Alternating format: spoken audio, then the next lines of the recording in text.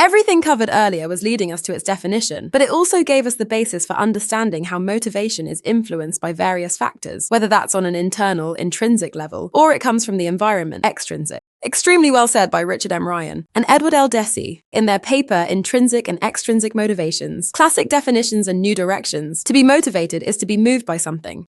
This is immediately pointing to some activities or some factors that influence our motivation and everything related to it, our behavior, our decisions, etc. It's important to note that on some level, we have the power to influence these factors to help get ourselves on the right track, to maintain the motivation levels, and to keep up the work that will help us achieve our goals. More on this topic comes in some of the later lessons, and here we focus on the factors and their influence on our motivation. It's important to note that motivation is not a universal phenomenon, and it is not the same for every person, contrary to what we might think or how we might feel at a given moment. Sometimes, we might perceive something from our perspective and judge others by our very own levels of motivation, even though, for them, the situation might be completely different. The type of motivation and the factors that influence the motivation in each person are different, and so is the level of motivation. So, for example, a young student athlete might be motivated to engage in sports because they want to win trophies. Their motivation might be leading the active lifestyle, but their motivation could also be because they want to be successful and earn a lot of money by doing it. Sometimes it will be a couple of factors combined. Intrinsic motivation means that we're doing something because we find it rewarding and it gives us pleasure, comfort, and satisfaction. This is the motivation where the reward can be found in the activity itself. Let's take a look at some of the examples of such rewards. You're practicing a sport because you find it enjoyable and you like leading a healthy, active lifestyle. You are going through this course because you find the topic interesting and you feel like it's going to have a positive influence on you. You're studying because the particular subject is fascinating. You're going to wash the dishes because you like your kitchen when it's cleaned and it gives you a sense of satisfaction. On the other hand, extrinsic motivation, as its name already suggests, is something external, where the activity itself is not the reward, and it doesn't provide pleasure or the feeling of satisfaction. For extrinsic motivation, the reward comes upon successful completion of the activity, and reason why an individual would engage in the activity is because of this reward, or even to avoid punishment. We look at the examples for easier understanding. You're practicing a sport because you want to win trophies, you want to win an award, you want to earn money from it. You're finishing this course because you want to get a certificate, which might lead to better job opportunities. You're studying because you want to get good grades. You're cleaning because otherwise you might get in trouble with your parents. Both intrinsic and extrinsic motivation lead us to some sort of success in our endeavors. However, intrinsic motivation provides stronger results and generate more success, and it's often the case that it will be longer lasting. If we truly want something and we enjoy the road that takes us there, it's more realistic that we will maintain the motivation to do so. With intrinsic motivation, we're already that kind of person. But with extrinsic, we might not always be fully committed, and it might fade over time. In these cases, additional effort, changes, and discipline are needed. But even though intrinsic motivation is stronger and longer lasting, the combination of the two will most likely yield the best results. Because, for example, we will play basketball because we love it, but we will also be able to make a living out of it. Let's look once again at some of the key differences between intrinsic and extrinsic driven motivation. On the left, you will see some specific, at least some of many, characteristics of intrinsic motivation, while on the right, you will see the opposite. It's also easy to see how sometimes the combination of the two would create the most benefits for an individual. So let's see them one by one. On the left, you see personal growth, which is one of the main characteristics of intrinsic motivation in general. Let's explain it in this way. You are a student athlete who plays volleyball, and you are passionate about your economic studies as it gives you satisfaction, and you see yourself succeeding in both fields one day because you want it to happen. On the right-hand side, you will see financial incentives as the main motivator. For example, you will maintain your high academic performance because you want to keep receiving your scholarship. Next, we have passion and interest on the left and recognition and status on the right. As an athlete, you decide to major in kinesiology because you are passionate about researching and understanding athletic performance and injuries, and you find joy in applying what you learn in your own training and in helping your teammates. On the other hand, you might choose a different path and pursue a degree in communications while playing volleyball primarily because you want to enhance your public image and improve your chances of getting media deals and endorsements. A similar explanation and example would cover the next two characteristics that you see on the screen: self-fulfillment and enjoying the process on one side, and external rewards and meeting somebody else's expectations on the right. Let's presume you are a volleyball player who is also studying psychology because you genuinely enjoy learning about the human mind and want to eventually help athletes with mental health issues.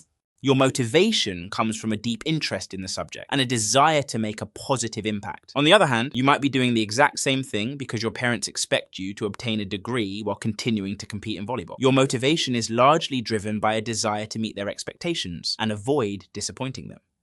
Different motivational factors push us in different directions, or at least for a very different reason. That reason is sometimes the reason why our motivation can't be kept on track for a longer period of time, and it can happen that we partially or completely lose interest. In these moments, we have to be able to help ourselves. We have to be able to find additional motivators to continue pursuing our dual careers, our education, and our sports achievements, as that is who we want to be. And that's exactly what we talk about in the next part of this course.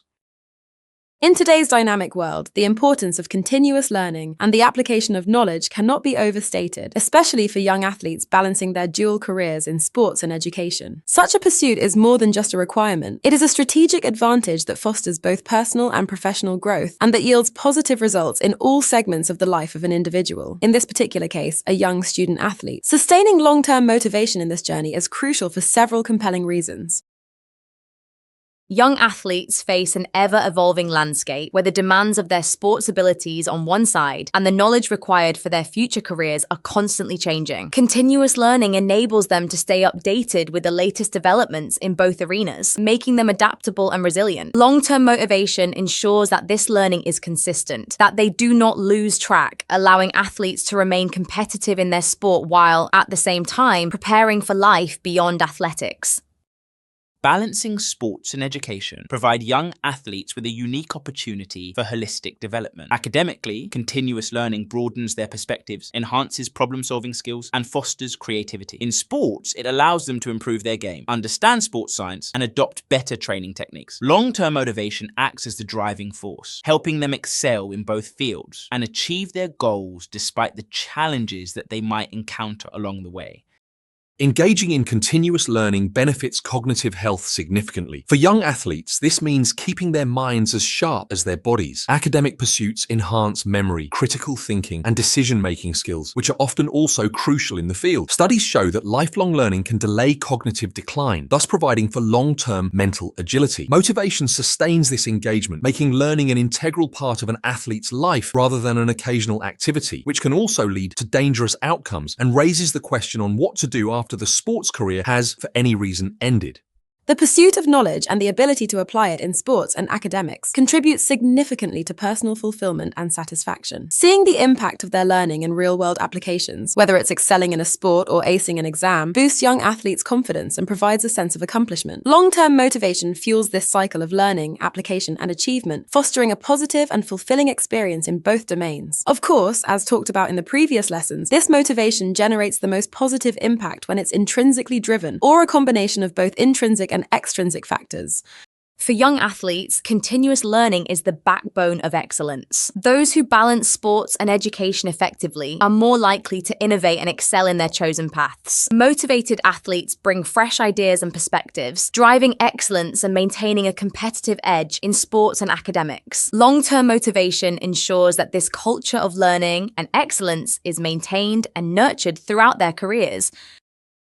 Long-term motivation for continuous learning in dual careers, sports and education, is not just beneficial, but essential for young athletes. It equips them with the tools needed to navigate change, achieve comprehensive growth, maintain cognitive health, and find fulfillment. Moreover, it builds a culture of excellence and adaptability, both individually and within teams. By fostering and sustaining this motivation, young athletes can ensure a lifetime of growth, resilience, and success in all their endeavors. One of the most accurate quotes that can solve our own mystery when we start with the procrastination and telling ourselves that there is no harm in starting tomorrow, which happens a lot by the way, can be found on James Clear's website, among a lot of other interesting and engaging content about maintaining motivation and creating positive habits. He's actually paraphrasing a quote from Stephen Pressfield's book called The War of Art, and the quote goes something like this. At some point, the pain of not doing it becomes greater than the pain of doing it. Can you now sit back and think of all the times that you would rather do anything else than, for example, read a book? You go out and hang out with your friends, you start playing your favorite game, you go see a movie or a show, or you even start cleaning up around the house, just to avoid reading that book. The same goes for studying, the same goes for extra effort in school, or for extra effort at a job you're currently in. You might have a stage fright, but after a while, when you remember it, you will think to yourself that the feeling would have been much better after you went out there, stood in front of the people and said a couple of words, than this feeling that you have right now that's asking what could have been. Hey, the extra efforts get you grades. In sports, maybe wins and trophies. On the job could lead to a pay rise. But with low motivation or without long-term motivation, it's hard to expect that all of this will happen. James Clear talks us through a common misconception about motivation, and that is that motivation comes from fantasizing about motivation, reading a motivational quote, watching an inspiration video, or something similar. This often sees us fail and leads to disappointment, as we were expecting to build the motivation only in our minds, as it would be a miraculous happening that would see us go through with what we planned, contrary to when we actually started the activity. Once again, you will recognize that we're somehow still talking about intrinsic motivation and our own integral factors that make us do the things we want to do. James Clear provides us with an interesting take, and that is that the motivation for any activity starts after we do something, after we make a habit out of it, not before we take a concrete action dot. He leads us to correlation between habit and motivation. Once we set our mind to something, and once we know how to set ourselves up to create a specific habit, the motivation will become more self-sustaining. Creating the habit means that something entered our life on such a level as waking up and getting out of bed in the morning did, as putting shoes on when we go outside or taking an umbrella when it rains. James Clear provides a very interesting insight into creating habits and thus creating sustainable, long-term motivation from scratch. What's most important here is that you set your next steps clearly. What does this mean, you might wonder? It doesn't mean only to have an end goal in mind and a couple of steps on how to achieve it, but rather that you clearly depict, plan, and write out the exact activity and the time when you want to do that particular activity. Becoming aware of it, setting up the environment for it, saying it out loud actually helps. In this way, you're not waiting for your motivation to come to you. You go for it. As James Clear states in his article about motivation, setting a schedule for yourself seems simple, but it puts your decision-making on autopilot by giving your goals a time and a place to live. Your goals on some level become physical. They are real. They are not just abstract though, like that. You will start learning, or even better, exercising from Monday on.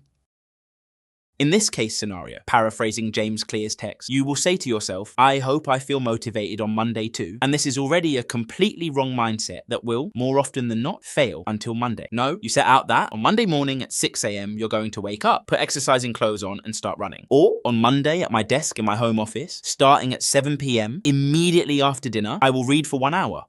Did you notice that? Be as specific as possible. Don't give your habit or even yourself any room to escape. Arrange your place even to be prepared for this activity and remove distractions, such as PlayStation, for example. James Clear provides us with 3 simple steps on how to make motivation a habit, which pretty much sums up what we already talked about just moments ago. The first step is to create a good pre-game routine. Pre-game doesn't mean literally before a game, but before any activity that you are going to do. So, if you want to read more, or you want to invest more time into this course, you create a pre-activity routine habit, like, for example, you drink a glass of water. So, your learning process starts every day with drinking a glass of water. A task like this is fairly easy to do, and there's no reason to say no to it. And the most important and integral part of any activity, of any future habit, is starting. That's why it's important to note that your pre-activity routine needs to be easy to start. Once you get that right, you're one step closer to creating and maintaining a habit and keeping your motivation levels high. Step 2 on your path is that your routine should be moving you toward your goal. And when we say move, we mean physically move. Even though you're starting as easy as possible, you need to keep pushing yourself forward and gradually transition into more dynamic. A slow start builds your habit and sets your motivation on the right track. Movement keeps us entertained, energized, and maintains motivation levels up. It doesn't mean you have to exercise, even though it's proven that this keeps your energy and focus levels high. But your activity needs to bring you closer to the physical act of, for example, learning. And finally, step 3 is that you need to follow the exact same routine every time. This will support the pattern, the habit, and you will keep on doing something even when the motivation runs out, because it's part of your own basic routine, and it will keep you going until you get your motivation on the right track as well. Your routine is like your trigger that starts the habit, even if you're not motivated in this particular moment. And isn't that something really important when we want to keep our performance at a high level, a performance that leads to success? In this section, we analyze another example of simple steps that can turn you into the motivation lion that you deserve to be. This example is the courtesy of Coursera, one of the leading online course providers in the world. They broke the process down into 11 steps, but you will hopefully immediately notice some similarities with what we previously explained. The first step on this road is to set some sort of a deadline. Yes, we are talking about continuous and lifelong learning, but each step in this process, like this course, will have to end sometime. Don't prolong anything more than necessary. But again, keep your feet on the ground and be realistic, especially when you have the opportunity, like here, to learn in your own time. You are the boss, so try to keep it fair. The second step rings a bell, doesn't it? The second step shows you that James Clear was right. Build a habit out of it and watch it grow sometimes without even noticing. But the third step is to plan for imperfection. Every rose has its thorn, but that doesn't necessarily have to mean that it's a bad thing. When things don't go your way, turn it around. Resolve the situation and learn from it. Next thing to keep in mind is to break your main goal into smaller ones. If you want to complete this course throughout this month, you could say that you want to finish this particular module in 2 days. Be realistic and, once again, stay fair to yourself. Track your progress, evaluate every once in a while, check if there were any positive results, and if you're not satisfied, improve. If you're satisfied, well, either go for more or keep on doing what you're doing because you're doing great. Most importantly, never forget to reward yourself. You did it as you planned, or you did something even sooner. You deserve some time doing what you really enjoy, something that takes your mind off things, something that relaxes you and recharges you for your next endeavor. Next up is to embrace peer pressure. This especially comes in focus if you're doing something in a team. Allow yourself to be inspired by the ones who do something better. Allow yourself to learn from them, but also from others' mistakes. Practice gratitude, especially to yourself. Practice mood lifting and energizing yourself. This will sometimes come from a reward, but sometimes it will be another activity. Spend some time in nature, watch something inspirational, exercise, watch something funny, etc. Whatever gets the mood going for you. Consider changing your environment. This doesn't necessarily mean you have to do a life-changing event. You can change the place where you work on a specific activity. For example, if you're getting complacent with studying in your room, maybe you can take a laptop or a phone and go outside, on the terrace, to a park, or even a library. As we're getting near the end, so are probably you, and in that case, it's important to remember why you started in the first place. To remember a time when your motivation was on a high, to remember why you're doing this and where you want it to take you. This is really important when we lack motivation. Creating a strong habit plus remembering why it can be a powerful weapon in moving forward. Don't hesitate to write it down, or even start your own process journal. There's one more thing that you should pay attention to when trying to maintain your motivation for the long run, and it's something James Clear calls the Goldilocks rule. Why the name? Well, we'll let you think carefully about this one while we explain what it's all about. Anyway, to get back to the topic, this rule revolves around the challenges and the bar that we set for ourselves. When the bar is too low, it's not that challenging for us, and it could become boring over time. Imagine you decide to exercise, and for a longer period of time, the only thing that you do is 5 push-ups a day. Not only that your body will be used to it, and you won't feel any physical progress, the mental progress will also be lacking, as already in a matter of week or 2, this won't be a challenge for you anymore. Now imagine that you're a beginner and you want to start with 50 push-ups a day. This is a completely different extreme and it's going to be too challenging for you, and after a couple of days you can't do it. You will most likely decide to quit. Dotted, the whole point of the Goldilocks rule is to choose your fights carefully and to pick realistic, optimal, but again, challenging tasks. This will give you small boosts of confidence as well as happiness every once in a while, and then from that you will draw more and more motivation. The moral of the story is to not stop when you feel that boost of happiness and confidence. The point is to set a bar a little higher, but just enough to feel that boost once again.